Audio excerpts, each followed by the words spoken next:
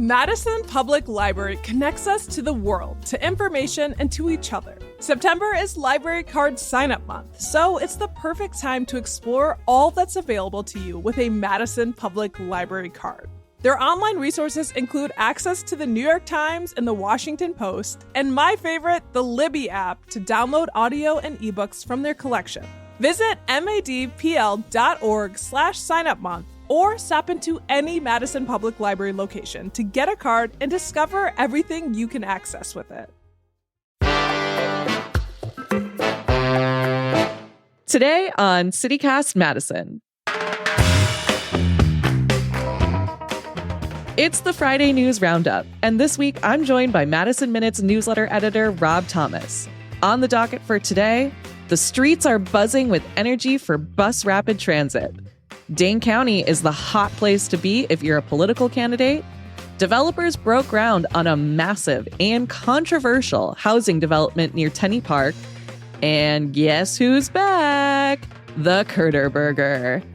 It's Friday, September 27th. I'm executive producer Hayley Sperling, and here's what Madison's talking about.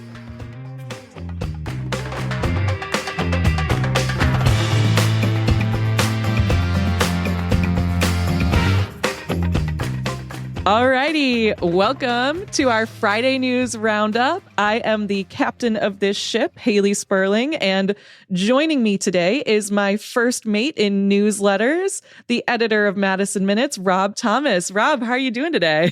I'm doing great. I like that first mate. I want to get one of those little white outfits with the short pants. I'll get you a hat. We'll make it official. Hat, definitely. Yeah.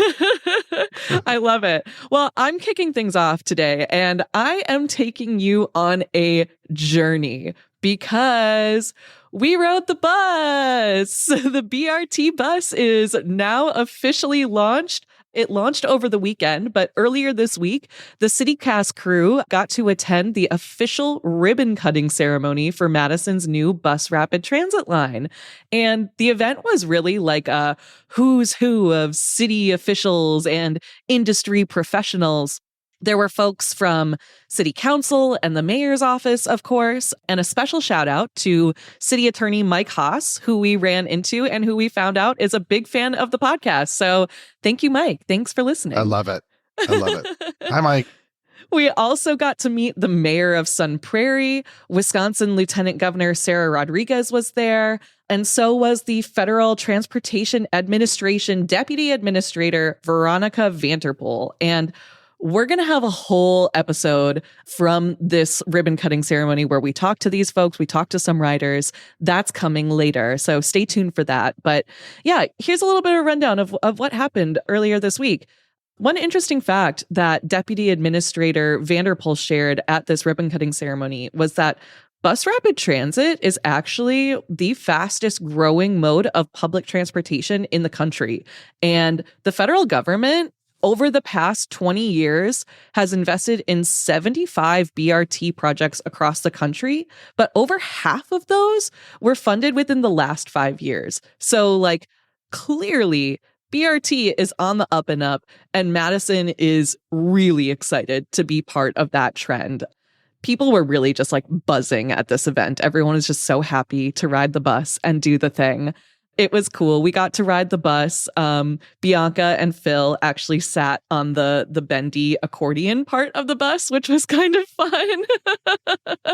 And I'm curious too, Rob, how are you feeling? Are you excited for the bus? I'm so excited for the bus. I'm so jealous you guys got to ride. I don't even have to ride on the bendy part. I really want to ride the bus. I was down on State Street yesterday checking out some new restaurants for the newsletter, and one went by and I was like, that is cool. That's a cool color. It's a big bus.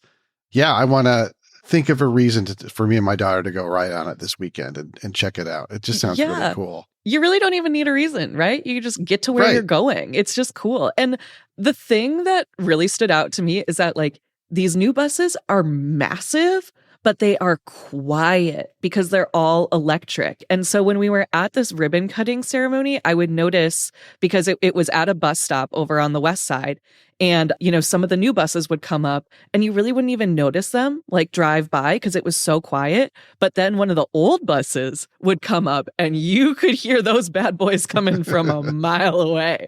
So it really felt like we were moving into the future. It was really exciting. And you actually, Rob, just wrote a really awesome explainer on what people need to know about BRT. So we're definitely going to put a link to that in our show notes. But I just want to go through some of the quick highlights real quick of what people need to know before they get on the bus, before you and your daughter go take a ride. So payment. These days, things are different. Gone are the days of paying with quarters because now the bus accepts these, quote, fast fare cards, which can be set up online and refilled with cash either online or at kiosks that are set up at the bus stations. And I saw them. They're actually really awesome, really easy to use. I actually picked up my fast fare card at the event, which was super awesome. If you need a card, you're in luck because Fitchburg and Hawthorne libraries will have them available at events happening today. But if you can't swing that, you can always stop by Metro Transit Administrative Office over on East Wash. They're open Monday through Friday, and you can snag one there. Or if you don't want to go anywhere, that's totally fine. You can send an email to Metro, and they'll mail one to you within like a week or so, And it literally is, it looks like, it looks kind of like a subway card, but it's honestly better. It's not just like that flimsy plastic. It feels like an actual sort of like credit card plastic situation. And it's nice. It's blue. It's pretty. You won't lose it. The ride. What's important to know about the ride and the route? As you wrote in your little explainer, the Rapid Route A extends from the Park and Ride in Sun Prairie and goes all the way out to Junction Road, and it runs every 15 minutes, Monday through Friday until 8 p.m. and 7 p.m. on Saturdays. And then 30-minute service is available on Sundays and holidays. So the buses, they are rapid and they are just constantly coming back and forth. And it's kind of nice to know that you will always, hopefully, fingers crossed, have a bus coming. It's one of those things that I know people are kind of like have been worried about in the past, right? It's like, is my bus going to come on time? Is it going to blow right past me? Hopefully we won't have that issue anymore because now that these big buses are so much bigger, they won't just blow past you because they're full of other people. Have you ever had that happen to you? Oh yeah, absolutely. Where it drives up and then the doors open and you go, yeah, that's not happening. There's no way I'm going in there. Yeah. So that's really nice. I mean, and as you say, there's such big buses, obviously, that you can fit a lot of people in. And I think that's really exciting. I want to get on the bus. We're going to get you on the bus, Rob. We're going to get you. Yeah. And one of the more exciting things about these buses too is also the stations. We've been talking about these constantly. You can't miss them. They're literally in the middle of the street. But one thing that's cool about these stations is that they actually have heaters in them. So like during the winter months, you can press this big red button, which sounds very counterintuitive. Every time you see a big red button, you're like, don't press it. But you can press this one. Exciting. And that'll turn the heater on. And another cool thing is that they also have these screens that hang down that tell you, like a subway station or a train station, like when the next bus is coming, when your bus is coming, if something is delayed, if it's on time. It very much to me felt like, wow, we're in a city. We're in a city that cares about its transportation processes and how and when people get to places on time. So it was really cool. I'm really excited about all this. Again, the vibe at this ribbon cutting, like people were really excited. Like, this has been decades of work to bring this here. And the overall vibe was just like, everyone's excited for the next route, right? This is the east-west route that just launched and they're like, we're getting north-south. We're ready to go. We're like, we're ready to make this happen. We're going to connect the north and the south side. So yeah, people are super stoked. Like I said, picked up my fast fare card. It was really awesome. One thing that I wanted to shout out too is that these new buses are going to be a lot easier for bikers to use as well. So if you are a bike rider, but also want to use the bus, you don't have to do that scary little song and dance where you go in front of the bus to load your bike on, which I don't like it. It's horrifying. So scary. Literally, you can just now take your bike onto the bus, and they have these carved out little stations for them where you can just kind of prop your bike up against the wall, or like if you're going to be in it for a long haul, they have these like Velcro straps that you can actually like strap your bike into, and it'll be nice. It'll be cool. I got a nice little demonstration from one of those, and then as we were riding the bus back, someone, a medical student, actually got on with his bike, and he's like, "Yeah, I wasn't sure if I was going to take the bus, but now these new ones are here, and it's so much easier, and I don't have to deal with that front load situation, and this is so much better." And it was just really awesome. It was really cool to like kind of be on the bus with other just regular people who were taking it as a mode of transportation and be like, yeah, this is good. And this works really well. It was great. It was really great. That's huge. And like things with the putting the bikes on, or like the heaters, like those little things, I mean, they make such a difference, right? Yes. Like the big macro route and all the construction and planning, obviously that's the most important thing. But like when they're thinking about the rider experience and like, oh, this is going to be really cold in December, or, this is a bike town and people need a way to get on and off pretty easily with their bikes. Like that just means so much, I think, in getting people used to riding the bus, like you said, as your daily commute, or going somewhere much more easily, leaving the car at home, because it's going to be like as frictionless as experience as possible. Exactly. It's huge. And we got some more huge and exciting news to dive into on this podcast today. But before we do, we are going to take a quick break.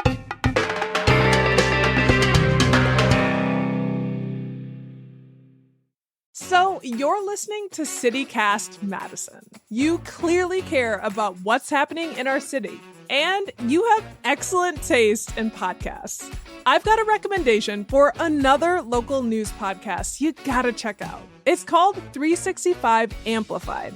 Every week, the award-winning reporting team behind Madison 365 digs into their most important stories from the week. Stories and perspectives you likely won't get from other mainstream outlets. They invite community leaders, lawmakers, artists, and more on for candid conversations. Recent guests have included former Lieutenant Governor Mandela Barnes, State Assembly candidate Renuka Mayadev, and Olympic 200-meter silver medalist Kenny Bednarek. Yeah. Look for new episodes every Friday at madison365.org/amplified, or search 365 Amplified wherever you're listening to this right now. All right, we are back, and it is fully election season, whether we want it or not. And Madison is kind of the hot place to be right now, isn't it? It is. It's 38 days until election day. I think I did the math right on that one. Don't ask me. And so, right, yeah. It's sort of like sooner and farther away than you think, I guess. And obviously, Wisconsin is a big swing state. It's one of the, I think there's 7 states that they consider swing states, and we always get a lot of attention. But Madison seems to be getting even more attention this time around. I think probably most people know that Vice President Kamala Harris was here last Friday. The Alliant Energy Center was jumping around. There's some great videos from that. And today, AOC, U.S. Representative Alexandria Ocasio-Cortez, is in Madison as part of this Fighting for Reproductive Freedom bus tour. I think that's targeting students mostly. I'm not sure where that's going to be.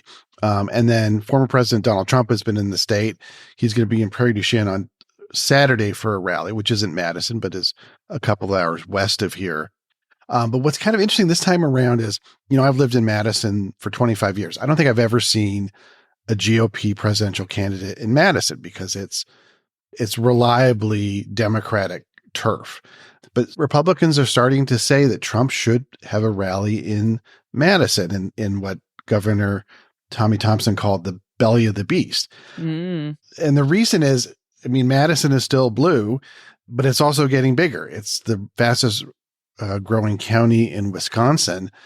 And with so many people moving in, I think Republicans are thinking they can't afford just to give it a pass. They have to at least compete for the votes here. So we may see Trump himself within the, in or near Madison before November. It's a really interesting change in the political landscape in Wisconsin. So, there's going to be so many more people coming through town in the next 38 days. Hayley, do you think these actually make a difference when we're getting so much attention and people keep coming and coming back and asking for our vote? Yeah, I mean, it's hard to say. I think, it's like any sort of advertising campaign or nonprofit donation campaign. You have to have X amount of touches with your audience in order for them to actually move the needle on voting for you, giving you money, or doing what you want to do, attending the event. So the more that they're here, yeah, I think the more likely they are to get people's voice, get people's votes at the polls. And it's interesting to me, the conversations that are happening nationwide about Dane County, the way that people are framing Dane County.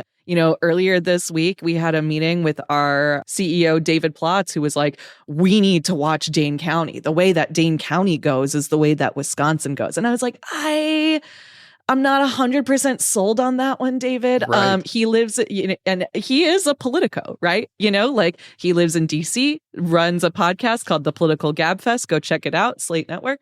But, Dane County has just been so reliably blue. To that extent, though, I will say, like, I have seen more and more openly, I guess, like signage and verbiage for Republican candidates. Over in like the Maple Bluff area, you see a lot of Eric Hovde signs. Even over on like the east side of Madison, I'm thinking over like right past Cottage Grove Road, there's over by like the Metro Market down there, I've seen a lot of like big Eric Hovde signs. I have not seen a lot of like big Trump signs, but also, if you're advertising for the Republican Senate candidate, one might assume that you are also voting for a Republican presidential candidate. That's on me, though. I don't know, assumptions.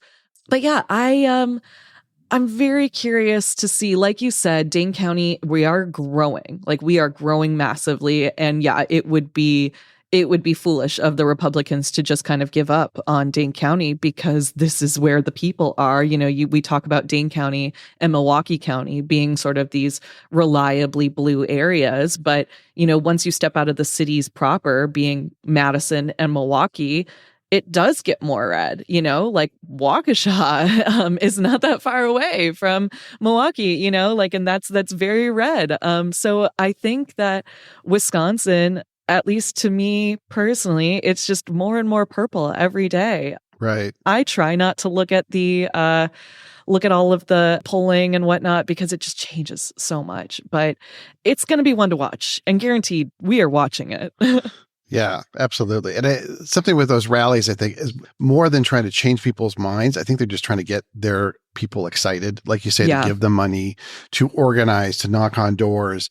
And I think to also say, like, look, there are a lot of people out here, your neighbors, who are thinking the same as you, whichever side you're on. And so to get out there and be involved. So it's interesting. I do kind of wonder, like if somebody said in 2028, Wisconsin, you can pass on being a swing state and we'll like give North Dakota the chance. Would we take it? Or do we like being the center of attention and having, people coming again and again? I don't know. Maybe a break. I think Wisconsin's kind of a pick me girl. I think we like the attention.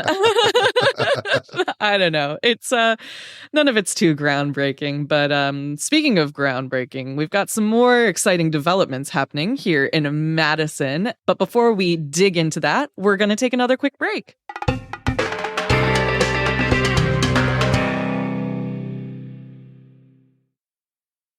Alrighty, so we are talking about breaking grounds, exciting developments happening. Developers earlier this week broke ground on a $96 million multifamily development called Lane Lock Apartments over at 1617 Sherman Ave in Madison on Monday. And this is a kind of big deal. The development is going to bring more than 300 market rate apartments pretty much like right across the street from Tenney Park. And if you remember, this development was the source of a lot of controversy not that long ago because it sits on the former site of the filing house, which, according to Madison's Landmark Commission, was deemed to have historical significance. But City Council decided that it's not a landmark and that it was okay to tear it down and build housing. Most recently, Filing House was home to the nonprofit My Choice Wisconsin. And before that, it was the Credit Union National Association, CUNA. And then it also held some historical significance because President Harry Truman once gave a speech there in 1950. So that's what's historic about it. And so the neighborhood did not like the idea of tearing down Filing House to build housing, but the city did. So they went for it. It was a big back and forth between residents and the city, and people argued that the new housing didn't fit in with the rest of the area, and that adding so many more units would bring just a lot more congestion to that part of Madison. And, like I said, the city's Landmarks Commission recommended making Filing House a landmark, but city council rejected it. And personally, I agree with that take. There's really no way around it. I think the building, Filing House, it was an ugly 2-story office building. You drive past it and I was just kind of is anything there? It looked abandoned, It's just I never saw any cars in the parking lot. It's just an ugly office building. Yes, important things did happen there. Was it anything life-shattering, groundbreaking? No, not really. My hot take, so buckle up for a hot take situation, is that residents have fought really hard to save this historic landmark that they wanted to deem a landmark. But what I really think they were fighting is population growth, because we were just talking about Madison is a rapidly growing city and we need places to put people. There was an argument too, and this argument I will agree with more, is that people wanted the new housing to be affordable housing, which is a huge, huge issue. And that absolutely there should, I think, honestly, always be affordable housing included in any new developments that we're making because we need it. But I think the Cap Times kind of summed it up really well in this article that they had written back in 2023 when the struggle was going on. It said, quote, "Those in favor of making the site a landmark advocated its historic significance in the early credit union movement, and those opposed contended the property could simply have a plaque acknowledging the history while helping the city address its housing shortage." So I agree with that statement, 110%. I'm build the apartment, put a plaque that said, Harry Truman was here, and that'll be it, right? I don't know. Do you remember this back and forth, Rob? Oh, I do. Yeah. I remember all the stories on it. And like you say, it's emblematic of a lot of conversations going on in the city about what do we keep about from the city's past and what do we need to move forward and make the place livable for all the people moving in. It was certainly passionately fought on both sides. I think residents should make their voices heard. Absolutely. And I think the past should be, honored. I think it's great. We have a landmarks commission. I remember Stu Levitan talking very eloquently on the podcast about it, and talking about those balancing acts that a city has to make when it has all these issues here. So yeah, I share your hot take on that one. It's a tough square to circle. And I think I don't have this take for every development, because I think there are so many things in town worth saving. And those are the things that make Madison, Madison, right? But ultimately, Filing House is gone. They knocked it down. Development is happening and construction is in progress. The whole thing will be wrapped up in about 2 years. And I'm sure in that time, there will be more landmark nominations, city commission quarrels, and historic questions to ponder. But speaking of things to ponder, I'm thinking about food, and I'm thinking about a very specific item of food that I have some thoughts on. But Rob, you're going to tell us all about it. Speaking of hot takes, yeah, so, it's almost October, and I know fall for a lot of people, it's, you can get the pumpkin spice lattes and the maple ginger cold brews. And, for me, October means the Culver's CurderBurger, which started in 2021. I think it was one day in October, and now this year it's going to be October 1st to October 15th at all Culver's locations. And this is a burger that has a giant cheese curd shaped like a hamburger patty on top of the meat patty. Yes. And I love it, Hayley. I think it's one of the best things. Oh, yes. Yes. I mean, I actually, when I was reporting it, I had one of the first ones. And, I bet you did. It was fantastic. That was, yeah. But every year They roll these out. The backstory is kind of funny because this originated as a prank, an April Fool's Day prank that Culver's did on social media. They photoshopped this burger with, a giant cheese curd inside. And people were like, I'd totally eat that if it was real. And Culver's was like, maybe we should try and make this. And so they made it. It was a huge, like I said, a one-day hit in 2021. And they haven't made it a permanent menu item, but they bring it back every October. And I think it's a great burger. Like, I legitimately think, aside from sort of the stunt idea of it, it's a great burger, and I'll definitely go get one. And then after October 15th, they're introducing another menu item. Oh, sort of this. There's this hot chicken sandwich thing with like Dave's Hot Chicken and stuff. Yeah. So they're kind of getting into that in a very Culver's way. They're going to make hot honey cheese curds available for the rest of the month. I think sounds pretty good, right? I'm interested in it all. Especially as it getting a little colder, might need a little more spice, need a little more heat. So spice up your life. Culver's. Yeah. So for me, this whole story of like the CurderBurger going from a prank to a delicious reality, it's proof that in Wisconsin, anything is possible if you put melted cheese inside it. That's so true. It's inspiring. It is an inspiring story. I will admit, I hate on the CurderBurger, but secretly it's because I haven't had it and I really want to have it, and I think I would really like it. And that's the problem, is that if I eat it, I'm just going to want it all the time because I love a Culver's Butterburger. Like that's love it. Yeah. So definitely I'm going to make it. I want to make it a point, put it on my list for this October. Phil says this is classic Hayley. Yeah, we need to ride the bus to a Culver's and get CurderBurgers. We will ride the bus and get our CurderBurgers. I love it. This is amazing. Rob, thank you so much for rounding up the news with me. Thanks, Hayley.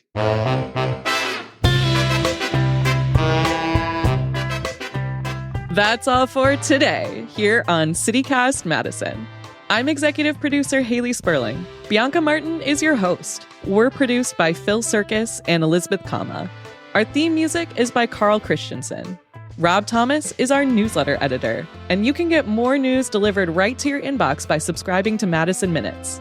If you enjoyed today's show, why not share this with someone who you'd eat a CurderBurger with? All right, we'll be back here Monday morning with more news from around the city. Bye!